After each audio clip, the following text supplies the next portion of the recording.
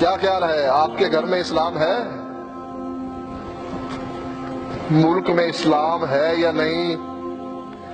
نون league, Peoples party اور دوسری جماعتیں جواب دہ ہوں گی۔ آپ کے گھر میں اسلام ہے، یہ بھی ذمہ داری پیپلز پارٹی اور نون لیگ کی ہے۔ کتنے فیصد مسلمان ہیں آپ؟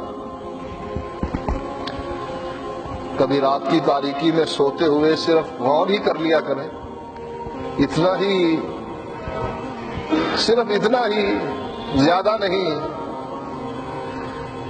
اتنی سی محنت ہی کر لیا کریں کہ ہم کتنے فیصد مسلمان ہیں۔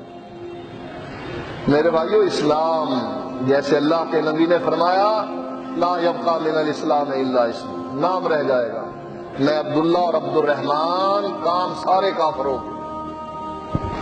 غور کرو، سنبھل جاؤ، سنبھلنے کا وقت ہے۔ نہ سنبھلو گے ہمارا کیا ہے، ہم تو بری ہو جائیں گے انشاءاللہ۔